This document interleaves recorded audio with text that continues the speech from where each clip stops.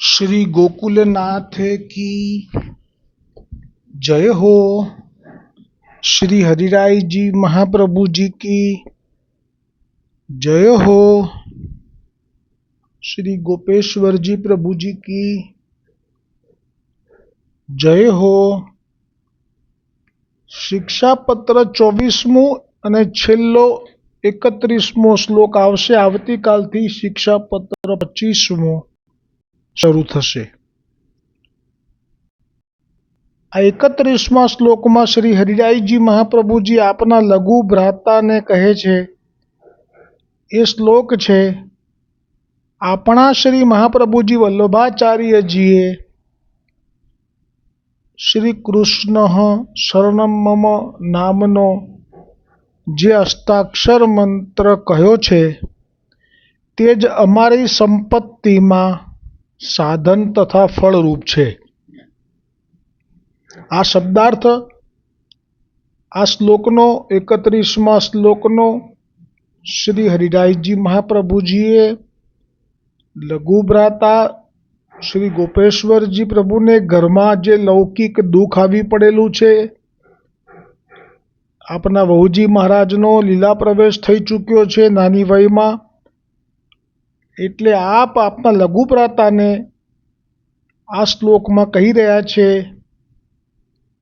કે આપણા એટલે કે આપણા પૂર્વજ, આચાર્ય બાલકોના તો મહાપ્રભુજી પૂર્વજ થયા ને, વૈષ્ણવોના પૂર્વજ નથી થયા, પણ આચાર્ય બાલકોના પૂર્વજ છે।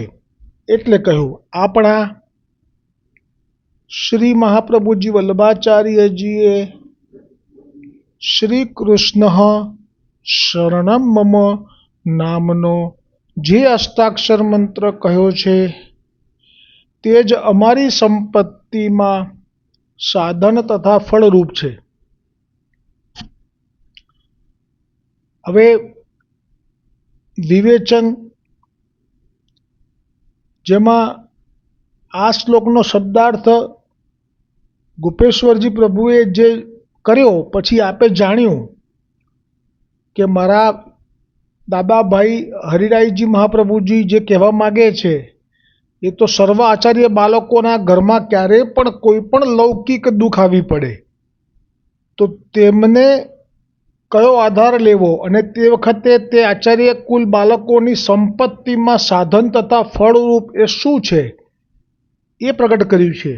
એટલે પછી આ વિવેચન શ્રી ગોપેશ્વરજી પ્રભુએ કર્યું, એમાં આપે પણ એ સર્વ આચાર્ય બાળકોને સંબોધીને આ વિવેચન કરેલ છે અને કહ્યું કે અમને તો સાધન અને સિદ્ધિ પણ એક શ્રી કૃષ્ણ શરણમ મમ જ છે। શ્રી મહાપ્રભુજી વલ્લભાચાર્યજીએ આ અષ્ટાક્ષર મંત્ર પ્રગટ કરીને શ્રી કૃષ્ણનું શરણ સિદ્ધ કર્યું છે।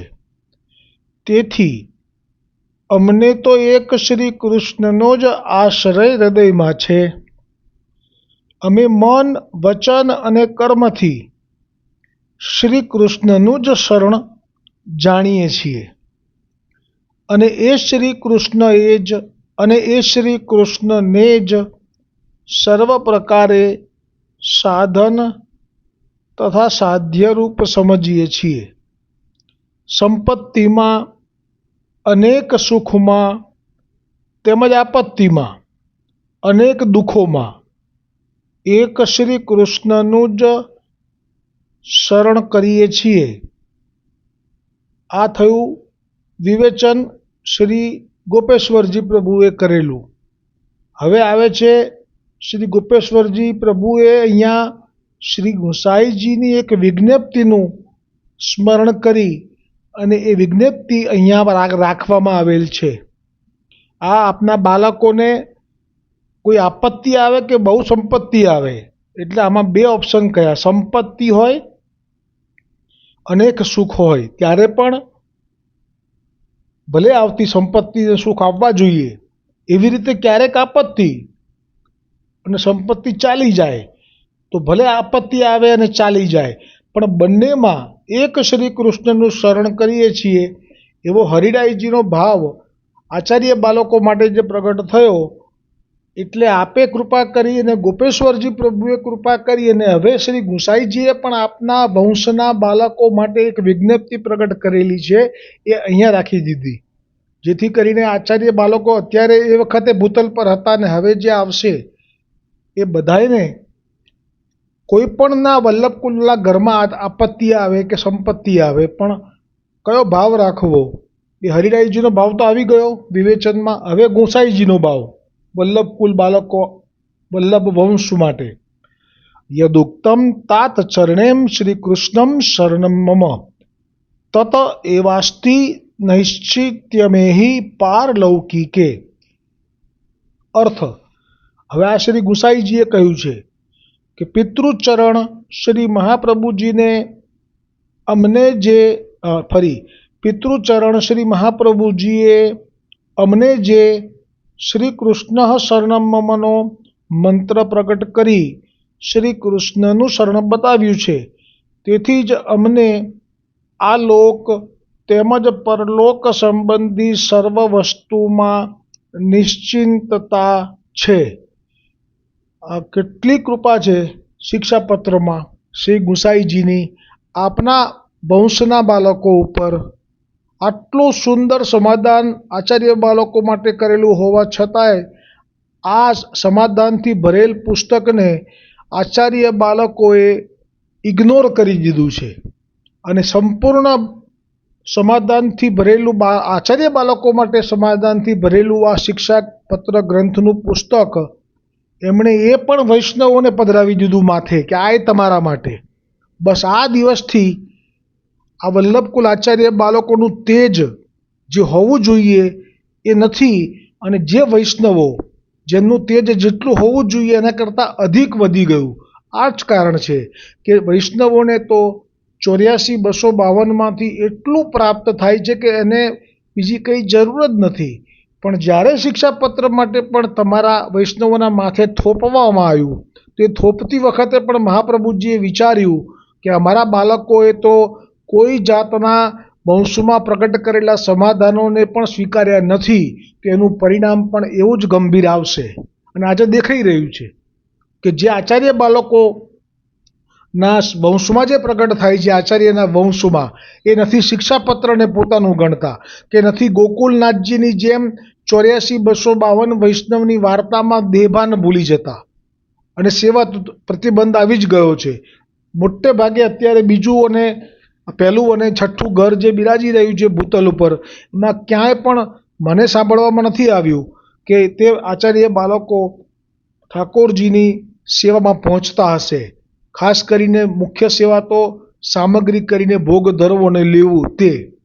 અને કદાચ એવું પણ માની લઉં કે જેમ અત્યારના વૈષ્ણવો જે સેવાથી ન થઈ શકે એવા પ્રગટ થઈ રહ્યા છે, તો એમ પણ માની લઈએ કે આચાર્ય બાળકો પણ એ વૈષ્ણવોને સાથે હળી મળી શકે, એટલે આપે પણ આ રીતે સ્વીકાર્યું હશે કે જો સેવા કરીશું અમે આવી, તો એ લોકો અમારી સાથે એક તાર નહીં થઈ શકે. તો આપે આપનું એક છુપાવી દીધું એમ પણ થાય, અને બીજો અર્થ થાય કે આ પ્રતિબંધ આવી ગયો. ક્યાંકથી આવ્યો, અત્યારે નથી આવ્યો, કઈ પેઢીથી આવ્યો, એટલે કે શ્રી ગુસાઈજીના 7 લાલન સુધી તો હતું. 7 લાલન પછી એમના જે લાલનો થયા ત્યારે પણ સેવા એ કરતા જ હતા, પણ પછી ક્યાંક કઈ પેઢીથી આવ્યો એ આપણો વિષય નથી. પણ વાસ્તવમાં આ સાહિત્ય, આ ગ્રંથ એ સર્વ સમાધાન માટે જાણે કે ભંડાર છે. તો જ આવું કહે ને શ્રી ગુસાઈજી કે પિતૃચરણ શ્રી મહાપ્રભુજીએ અમને જે શ્રી કૃષ્ણ શરણમનો મંત્ર પ્રગટ કરી શ્રી કૃષ્ણનું શરણ બતાવ્યું છે, તેથી જ અમને તો આ લોક તેમજ પરલોક સંબંધી સર્વ વસ્તુમાં નિશ્ચિંતતા છે. આ છેલ્લામાં છેલ્લું હથિયાર કાઢીને ગુસાઈજીએ આપના બાળકોને આપી દીધું કે જરાય ચિંતા ના કરતા.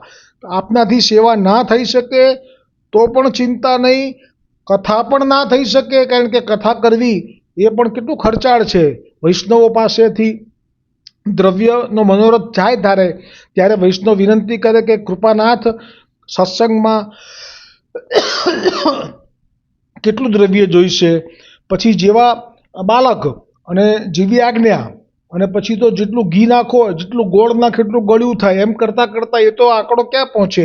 તો આ બધા બાળકો એવા ન હોઈ શકે કે વૈષ્ણવોના સમર્પિત દ્રવ્યો ઉપર આવી આજ્ઞાઓ કરી શકે, તો એ કથા પણ ના કરી શકે. તો બધાનો વિચાર કરી ગુસાઈજીએ કહ્યું કે આપણે તો મહાપ્રભુજીના પુત્ર અને વંશજ છીએ, આપણે વળી કેવી ચિંતા હોય? આપણે તો શ્રી કૃષ્ણ શરણમ મમનો મંત્ર એનો જો આધાર લઈ લઈએ છીએ તો પછી આ લોક અને પરલોકની ચિંતા આપણે સર્વ વસ્તુમાં નિશ્ચિંત થઈ ગયેલા માનજો. આવી કૃપા છે વલ્લભ બાળકો માટે.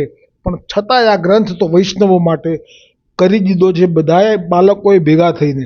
આથી સિદ્ધ થાય છે કે શ્રી કૃષ્ણ શરણમ મમ એ શ્રી મહાપ્રભુજીએ પ્રગટ કરેલા મંત્રની વૈષ્ણવોએ, અહીંયા આવ્યું ને વૈષ્ણવોએ, આમાં ઉપર ક્યાંય વૈષ્ણવોએ નથી લખ્યું. ખરેખર આ લખ્યું છે કે આપણે મારા પિતૃચરણ, આ પિતૃચરણ એટલે બાળકો માટે થયું ને. આ પોતે વિઠ્ઠલનાથ કે જે હું બાળક છું, મારા પિતૃચરણ મહાપ્રભુજી છે. પણ અહીંયા શબ્દો તો મૂકી જ દેવામાં આવે છે, એટલે વૈષ્ણવ બળવાન થઈ ગયા અત્યારે, અને ત્યાં ઝાંખા પડી જાય છે બાળકો. આથી સિદ્ધ થાય છે કે શ્રી કૃષ્ણ શરણમ મમ એ શ્રી વલ્લભાચાર્યજીએ પ્રગટ કરેલા મંત્રની આચાર્ય બાળકોએ ઉજ્જવલિત ભાવના કરવી. એ મંત્રને જ સર્વલૌકિક તેમજ પારલૌકિક કાર્યોમાં સાધન તથા સાધ્યરૂપ સમજવું. પ્રત્યેક આપત્તિ તેમજ સંપત્તિમાં શ્રી કૃષ્ણનો આશ્રય દ્રઢ કરવો.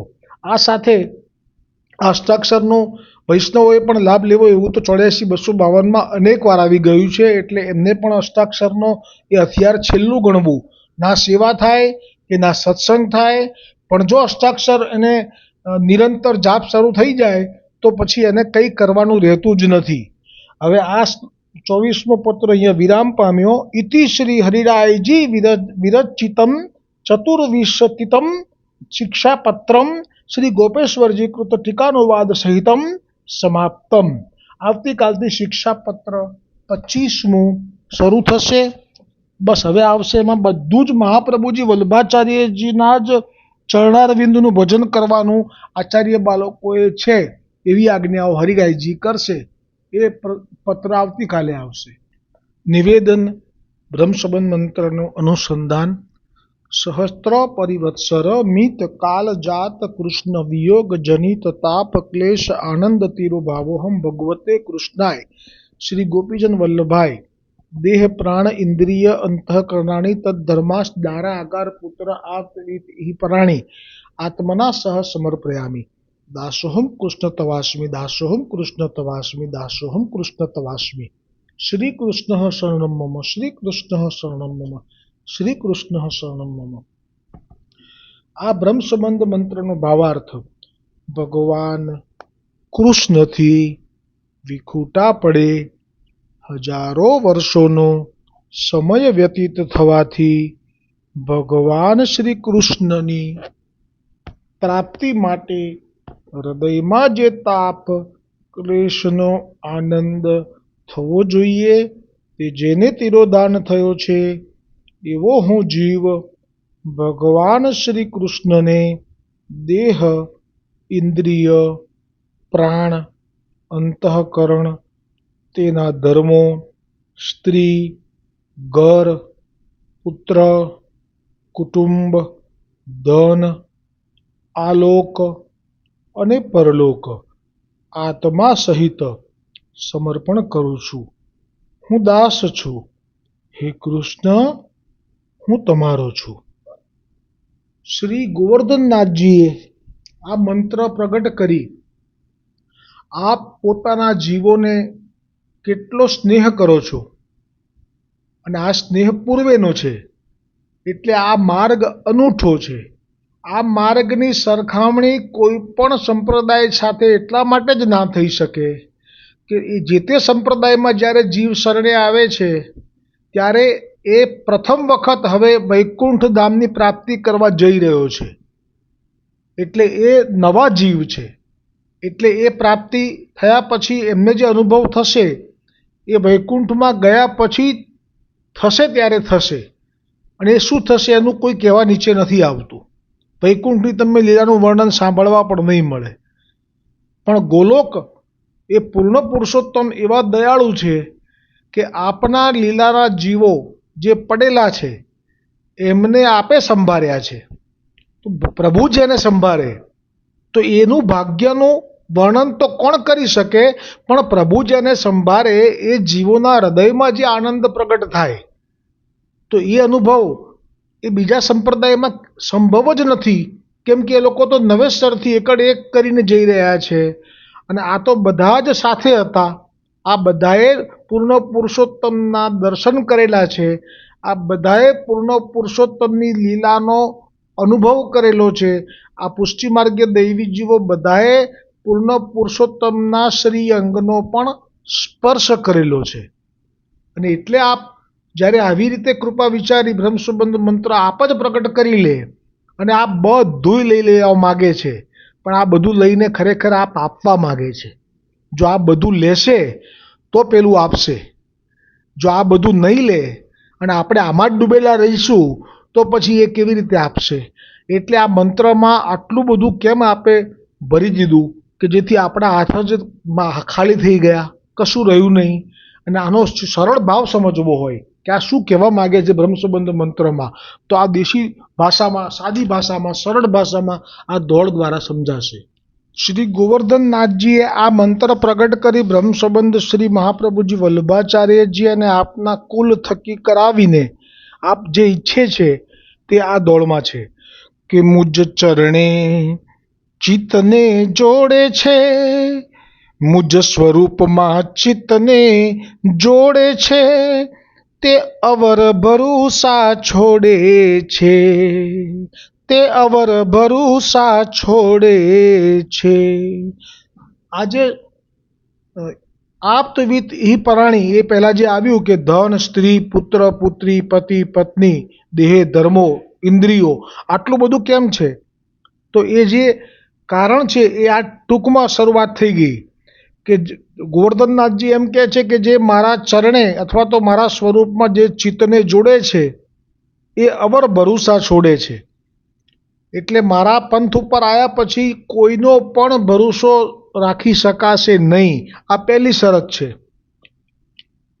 પછી એ ભરોસો છોડવાની સાથે શું સ્થિતિ થશે? હવે આ પંથ ઉપર, પુષ્ટિ પંથ ઉપર ચડ્યા એટલે પ્રગટે નહીં તૃષ્ણા કે આશા, પ્રગટે નહીં તૃષ્ણા કે આશા, નડશે નહીં માયા ફાંસા, નડશે નહીં માયા ફાંસા. ઊંધું ગાલીને દોડે છે, ઊંધું ગાલીને દોડે છે, એ અવર ભરોસા છોડે છે. આ મહિમા છે ગોવર્ધન મહારાજના પ્રગટ થયેલા મંત્રનો.